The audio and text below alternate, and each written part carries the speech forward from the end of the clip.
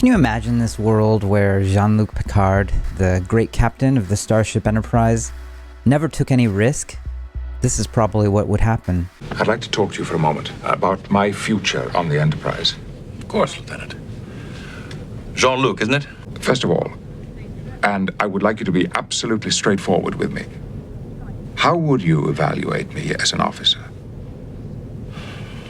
Well, your performance records have always been good. You're thorough, dedicated. Steady, reliable, punctual. I see. What would you say if I told you that I believe that I was capable of being very much more? I don't think that's realistic. I believe that I can do more. Hasn't that been the problem all along? Throughout your career, you've had lofty goals, but you've never been willing to do what's necessary to attain them. Would that be your evaluation as well, Commander? I think I have to agree with the counselor. If you want to get ahead, you have to take chances, stand out in a crowd, get noticed. I see. Now, we don't want to lose you. You're a very good officer. Just not one who stands out. Man, Jean-Luc never made it past Lieutenant Junior grade? That's crazy. But that might happen to you if you never take risk. Today we're going to talk about career risk for great software engineers, designers, and builders. Nothing ventured, nothing gained. Let's get started.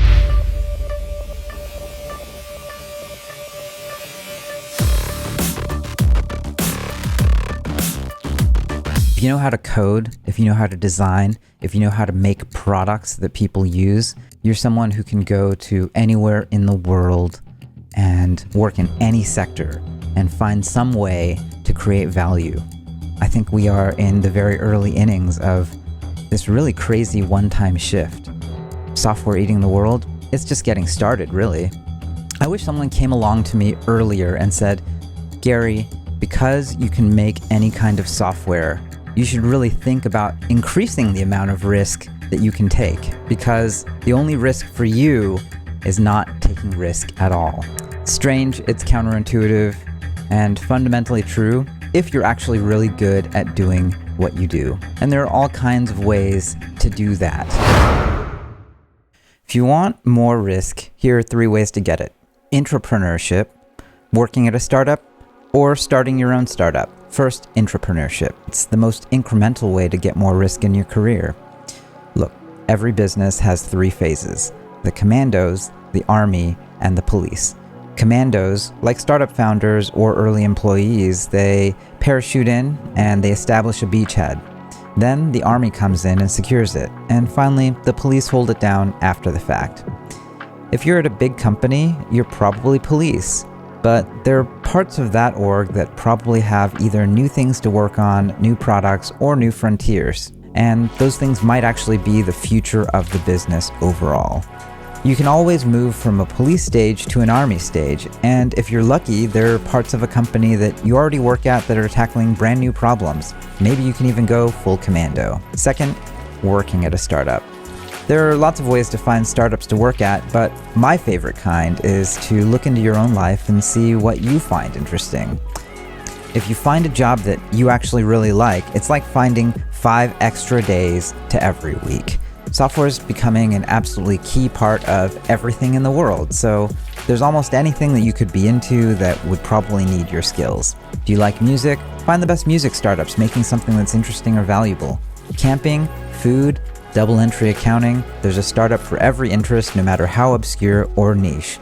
Go out there, Google, find some things that are really interesting to you. And the good thing is, if you're really into it, you're probably one of the best people to evaluate whether that startup will work or not.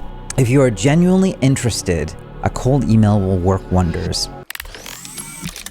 Finally, starting a startup. Now, this is the hardest form of ratcheting up the risk cycle, and it's not for everyone. This is like trying to run a marathon on your first try. Some people are naturals, but it helps to have been training for a while before you start your attempt. And this is the hardest type of risk that you could possibly take. You've got to start from scratch. You're hiring the initial set of people to work on it, you're raising money, you're building a first version. None of these things are easy. When you do it right, you'll find that taking more risk will result in a lot more reward. And I guess you could argue that's how it should be. All right, well, now that you've got choices, how do you decide? Well, here's my framework. Every place you could possibly work gives you two different axes to think about: learning and earning. Learning is very important. There are a bunch of kinds of things that are absolutely worth learning when taking on a position with more risk. For instance, learning to build something from scratch. That was my experience working for Palantir. That was the coolest thing, to be able to build a V1 product from scratch.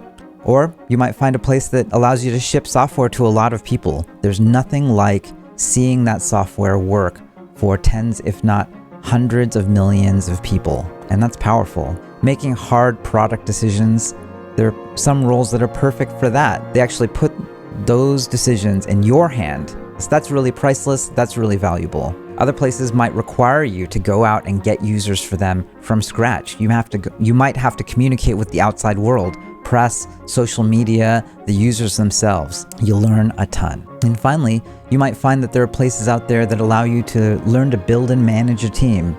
Now, sooner or later, that's going to be a valuable thing, because the first part is always building something other people want. The second part is actually building the team that can actually take advantage of it and bring it to the masses. Once you catch lightning in a bottle, it takes a team to hold on to it.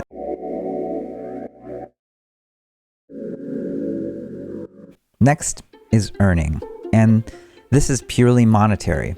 I really recommend creating a spreadsheet really with two columns. One is salary, the other is equity. Salary is pretty self-explanatory.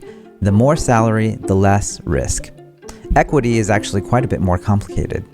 But here are the three things that you need to get from every offer, and this allows you to compare things apples to apples. First, you care about your percentage ownership. Now, that might be the percentage ownership of a company from an option grant at the company you're at right now, compared to a stock option grant that might come from an offer from a startup. Percentage ownership, you can always calculate if you have the number of shares that they're going to give you and divide it by the number of shares that are outstanding. Next, you need the valuation of that company at that round. It's usually whatever the last fundraising round was. And then finally, what's the vesting schedule on it? Standard is 1 year cliff with a 4-year overall vest. And so if it's 4 years, then that gives you really simple math to play with. Say you have a 2% offer from a company worth $20 million. Well, that is $400,000 total. With a 4-year vest, that's $100,000 a year. Say you have another offer for 0.2% of the company from a company that's worth $200 million. Well, that's also $400,000 total.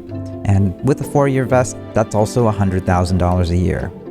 Finally, say you have a third offer for 0.05% from a company worth $2 billion. Well, if you do the math, that's actually $1 million a year total, or $250,000 over a 4-year vest.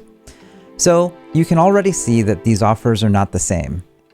And here is where risk tolerance really comes into play. There's no one right answer.